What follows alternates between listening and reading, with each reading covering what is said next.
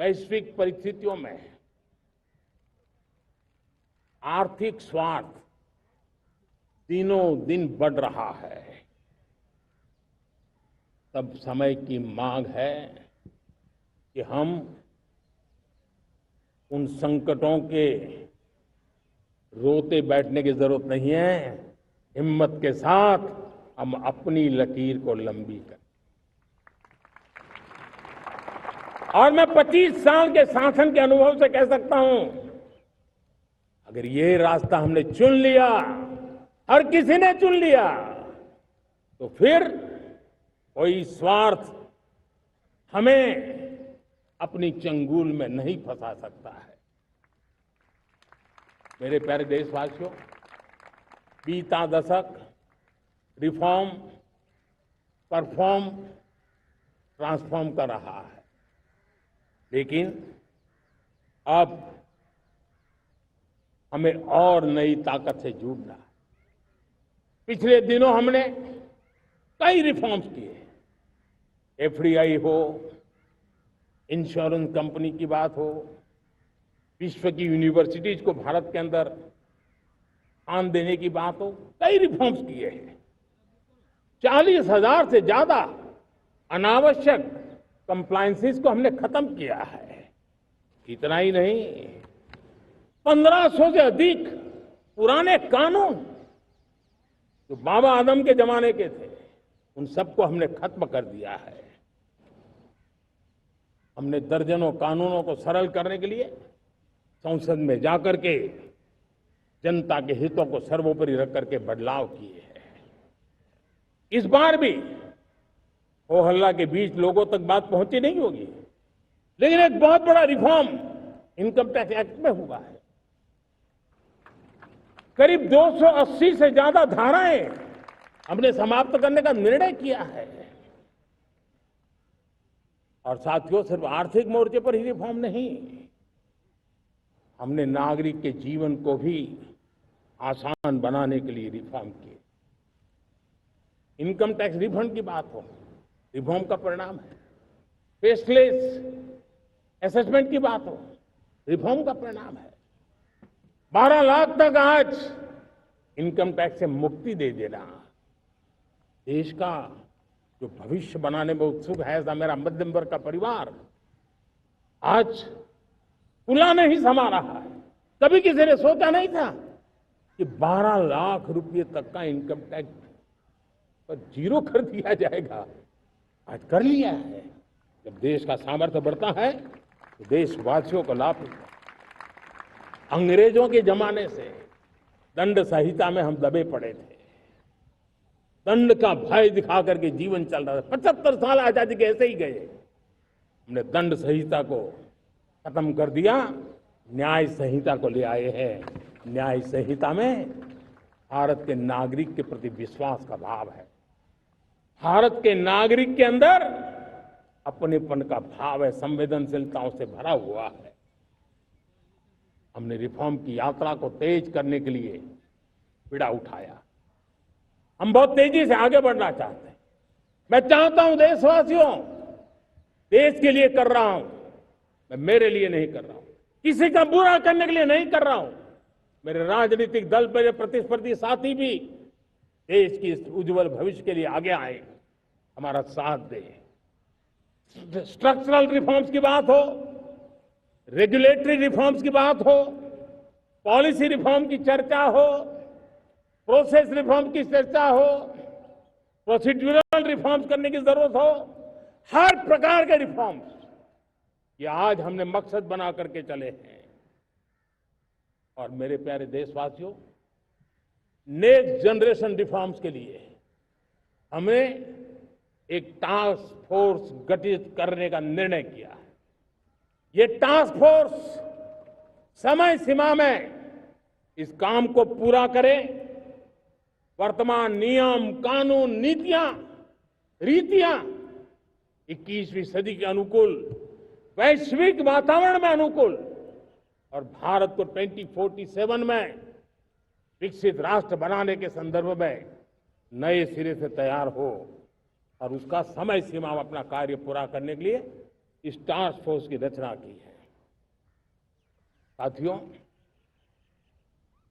ये रिफॉर्म के कारण जो नए लोग अपना भविष्य बनाने चाहते हैं उनको तो हिम्मत मिलेगी। हमारे स्टार्टअप्स हो, हमारे लघु उद्योग हो, हमारे गृह उद्योग हो, उन लोग उद्यमियों को उनकी कंप्लायंस कॉस्ट बहुत कम हो जाएगी और उसके कारण उनको एक नई ताकत मिलेगी। जो एक्सपोर्ट की दुनिया में उनको लॉजिस्टिक सपोर्ट के कारण, व्यवस्थाओं में बदलाव के कारण उनको एक बहुत बड़ी ताकत मिलेगी। साथियों, ऐसे ऐसे कानून है हमारे देश में, छोटी छोटी चीजों के लिए जेल में डालने के कानून है। आप हैरान हो जाएंगे, किसी ने नजर नहीं दौड़ाई। मैं पीछे लगा हूं, ये मेरे देश के नागरिकों को जेल में बंद करने वाले जो अनावश्यक कानून है वो खत्म होने चाहिए। हम संसद में पहले भी बिल लाए थे, इस बार भी लेके आए हैं। साथियों, इस दिवाली में आपकी डबल दिवाली का काम मैं करने वाला हूं। इस दिवाली में आपको एक बहुत बड़ा तोहफा देशवासियों को मिलने वाला है। पिछले 8 साल से हमने जीएसटी का बहुत बड़ा रिफॉर्म किया। पूरे देश में टैक्स के बर्डन को कम किया, टैक्स की व्यवस्थाओं को सरल किया और 8 साल के बाद समय की मांग है कि हम एक बार उसको रिव्यू करें।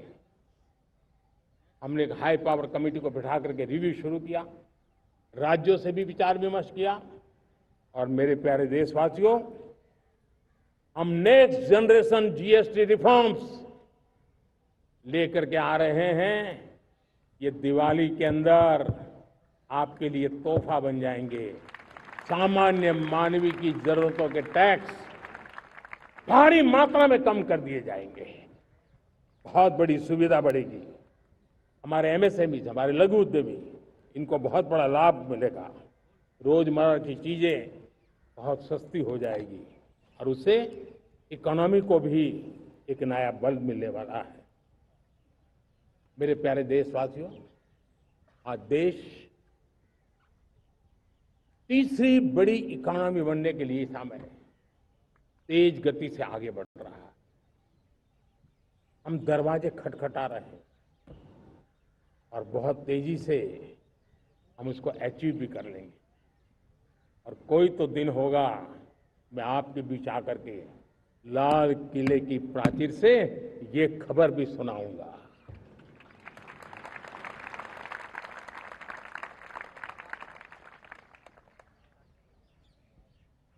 आज भारत की अर्थव्यवस्था और आर्थिक स्थिति को लेकर पूरी दुनिया आश्वस्त है। इतनी अस्थिरता के बीच आशा की किरण बना हुआ है भारत का फाइनेंशियल डिसिप्लिन, भारत की फाइनेंस की ऊर्जा। संकट के घेरे में जब अर्थव्यवस्था पड़ी हुई है, तब भारत ही उसे बाहर निकलेगा, ये भरोसा दुनिया में पनपा है। आज इन्फ्लेशन कंट्रोल में है, फॉरेन एक्सचेंज रिजर्व हमारे बहुत मजबूत है, हमारे मैक्रो इकोनॉमिक इंडिकेटर्स बहुत मजबूत है। ग्लोबल रेटिंग एजेंसी भी लगातार भारत की सराहना करती हैं, भारत की अर्थव्यवस्था पर ज्यादा से ज्यादा विश्वास व्यक्त कर रही है। ये बढ़ती हुई अर्थव्यवस्था का लाभ मेरे देश के गरीबों को मिले, मेरे देश के किसानों को मिले, मेरे देश की नारी शक्ति को मिले, मेरे देश के मध्यम वर्ग को मिले, मेरे देश की विकास धारा को ताकत देने वाला बने। उस दिशा में हम नए नए प्रयास करें। आज युवाओं के लिए नए नए सेक्टर्स में हमारे नौजवानों के लिए अवसर बन रहे हैं। स्किल डेवलपमेंट, स्वरोजगार, बड़ी बड़ी कंपनियों में इंटर्नशिप, इस पर एक बहुत बड़े स्तर पर अभियान चल रहा है और इसलिए देश के नौजवानों, आज मैं आपके लिए भी एक खुश खबर लेकर के आया। मेरे देश के नौजवानों के लिए आया। आज 15 अगस्त है। आज 15 अगस्त के ही दिन मेरे देश के युवाओं के लिए 1,00,000 करोड़ रुपए की योजना हम चालू कर रहे हैं, लागू कर रहे हैं। आज से प्रधानमंत्री विकसित भारत रोजगार योजना आज ही 15 अगस्त को लागू हो रही है। ये आपके लिए बहुत खुशखबरी है। इस योजना के तहत निजी क्षेत्र में पहली नौकरी पाने वाले नौजवान को, बेटे बेटी को 15,000 रुपया सरकार की तरफ से दिए जाएंगे। कंपनियों को भी नए रोजगार देने के अवसर जो भी ज्यादा जुटाएगा, उनको भी प्रोत्साहन राशि दी जाएगी। प्रधानमंत्री विकसित भारत रोजगार योजना करीब करीब 3.5 करोड़ नौजवानों को रोजगार के नए अवसर बनाएगी। मैं सभी नौजवानों को इसके लिए बहुत बहुत बधाई देता हूं। मेरे प्यारे देशवासियों, आज भारत में नारी शक्ति का लोहा हर कोई मानने लगा। बढ़ती इकोनॉमी की लाभार्थी हमारी नारी है, लेकिन बढ़ती इकोनॉमी को गति देने में भी हमारी नारी का बहुत बड़ा योगदान भी, हमारी मातृशक्ति का योगदान है, हमारी स्त्री शक्ति का योगदान है। स्टार्टअप से लेकर स्पेस सेक्टर तक हमारी बेटियां छाई हुई हैं, खेल के मैदान में छाई हुई हैं, फौज में चमक रही है। आज गर्व के साथ नारी कंधे से कंधा मिलाकर के देश की विकास यात्रा में भागीदार हो रही। देश गर्व से भर गया जब एनडीए की विमेन कैडेट्स उनका पहला पास आउट हुआ था। पूरा देश गर्व से भर गया था। सारे टीवी चैनल उसी के पीछे लगे हुए थे। कितने बड़े गौरव की पल थी। Self help group, 10 crore self help group की बहनें क्या कमाल कर रही है। नमो ड्रोन दीदी नारी शक्ति की एक नई पहचान बनी। गांव में मुझे एक बहन मिली, वो कहती मुझे अब तो गांव वाले पायलट कह करके बुलाते हैं। बड़े गर्व से कह रहे हैं। ज्यादा पढ़ी लिखी नहीं थी, लेकिन उसका रतबा पैदा हुआ है। साथियों, हमने 3 करोड़ महिलाओं को लखपति दीदी बनाने का संकल्प लिया था। 3 करोड़। और मुझे आज संतोष है कि हम तेज गति से काम कर रहे हैं। समय से पहले 3 करोड़ का लक्ष्य पार कर लेंगे। और आज मैं खुशी से देश को बताना चाहता हूं कि मेरे नारी शक्ति का सामर्थ्य देखिए। देखते ही देखते 2 करोड़ महिलाएं लखपति दीदी बन चुकी है। आज कुछ लखपति दीदी हमारे सामने बैठी है। ये है मेरे सामर्थ्य। और मेरा विश्वास है दोस्तों, भारत की विकास यात्रा में उनकी भागीदारी बढ़ने वाली।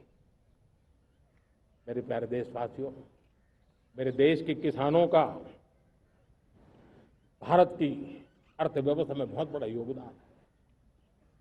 भारत के किसानों की मेहनत रंग ला रही है। पिछले साल अनाज के उत्पादन में मेरे देश के किसानों ने के पुराने सारे विक्रम तोड़ दिए। ये सामर्थ्य है मेरे देश का। उतनी ही जमीन, लेकिन व्यवस्थाएं बदली, पानी पहुंचने लगा, अच्छे सीड्स मिलने लगे, किसानों को अच्छी सुविधाएं मिलने लगी, तो वो अपना सामर्थ्य देश के लिए बढ़ा रहा है। आज भारत दूध, दाल, जूट जैसे उत्पादन में नंबर 1 है दुनिया में। आज दुनिया का दूसरा सबसे बड़ा फिश प्रोड्यूसर। मेरे मछुआरा भाई बहनों की ताकत देखिए, फिश प्रोड्यूशन में दुनिया में हम दूसरे नंबर पर पहुंच चुके हैं। आज भारत चावल, गेहूं, फल और सब्जी के उत्पादन में भी दुनिया में दूसरे नंबर पर पहुंच चुका है। साथियों, आपको खुशी होगी, मेरे देश के किसान जो पैदावार देते हैं, आज वो उत्पादन दुनिया के बाजार में पहुंच रहा है। 4 लाख करोड़ रुपया एग्रो प्रोडक्ट का एक्सपोर्ट हुआ है। ये मेरे देश के किसानों ने भी ताकत दिखाई है। हम छोटे किसान हो, पशुपालक हो, मछुआरे हो, देश के विकास की अनेक योजनाओं का लाभ आज हम उन तक पहुंचा रहे हैं। पीएम किसान सम्मान निधि हो, रेन वाटर हार्वेस्टिंग हो, सिंचाई की योजनाएं हो, क्वालिटी सीड्स हो, फर्टिलाइजर की आवश्यकता हो, हर क्षेत्र में आज और किसान को एक भरोसा हो गया है फसल बीमा का। वो साहसिक बना रहा, उसका परिणाम भी देश को मिल रहा है। जो पहले कल्पना की बात थी आज हकीकत बन रही है।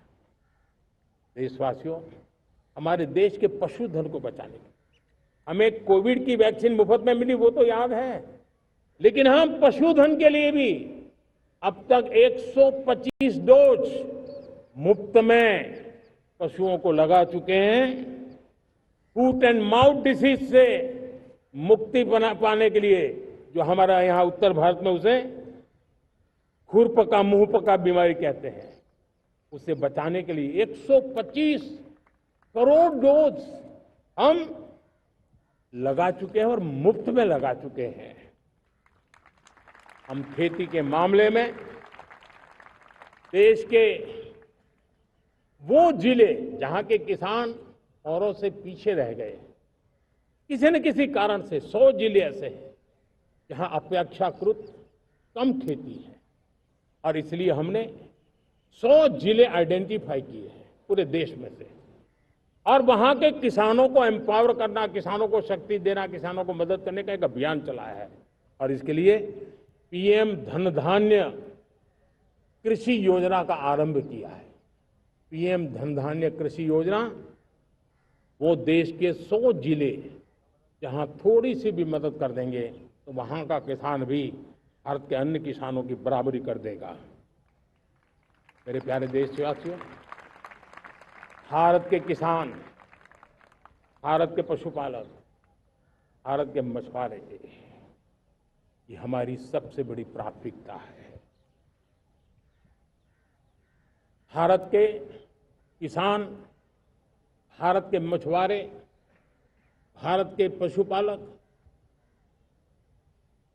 उनसे जुड़ी किसी भी अहितकारी नीति के आगे मोदी दीवार बन के खड़ा है।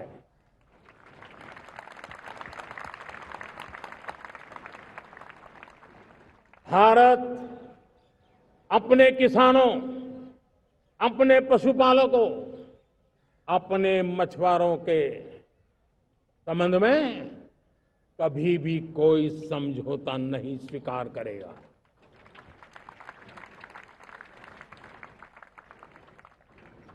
प्यारे देशवासियों, गरीबी क्या होती है मुझे किताबों में पढ़ना नहीं पड़ा है, मैं जानता।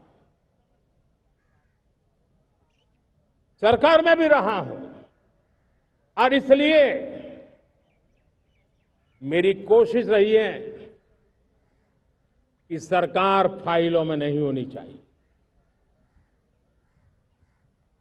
सरकार देश के नागरिकों की लाइफ में होनी चाहिए। दलित हो, पीड़ित हो, शोषित हो, वंचित हो, उनके लिए सकारात्मक रूप से सरकारें प्रोएक्टिव हो, सरकारें प्रो पीपल हो। उस दिशा में हम निरंतर प्रयास कर रहे हैं। समाज के हर जरूरत व्यक्ति के लिए। कुछ लोगों को लगता है कि सरकार की योजनाएं पहले भी आती थी। जी नहीं, हम सरकार की योजनाओं को जमीन पर उतार रहे हैं, सैचुरेशन पर बल देते हैं। और सामाजिक न्याय का अगर कोई सच्चा सा सच्चा एजुकेशन है तो सैचुरेशन में है, जिसमें कोई हकदार छूटे नहीं, हकदार के घर तक सरकार जाए और उसे अपना हक की चीजें मिले, उसके लिए हम काम कर रहे हैं। जनधन अकाउंट जब खोले गए ना, वो सिर्फ बैंक का अकाउंट था ऐसा नहीं है, उसे एक स्वाभिमान मिला था कि बैंक के दरवाजे मेरे लिए भी खुलते हैं, मैं भी बैंक के दरवाजे में जाकर के टेबल पे हाथ रख करके बात कर सकता हूं। ये विश्वास हमने जगाया है। आयुष्मान भारत ने बीमारी को सहने की आदत से मुक्ति दिलाने का और उनको अच्छे स्वास्थ्य के लिए मदद करने का काम। और जब हम वरिष्ठ नागरिकों को 5 लाख रुपए से ज्यादा मदद कर करके उनके आरोग्य की चिंता करते हैं, आज पीएम आवास 4 करोड़ गरीबों को घर मिलना मतलब जिंदगी के नए सपने वहां सजते हैं। वो सिर्फ 4 दीवारें नहीं है दोस्तों।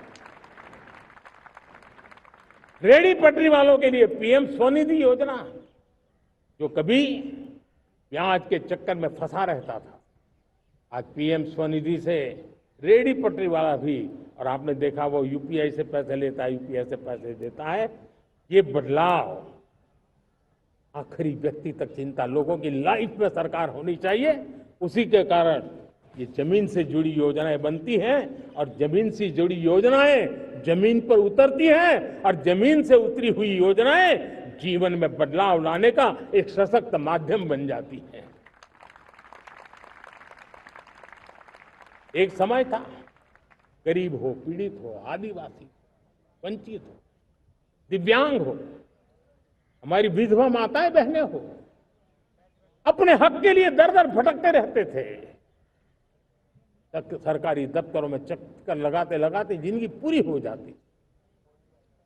आज सरकार आपके दरवाजे पर आती है, सैचुरेशन के अप्रोच को लेकर के आती है।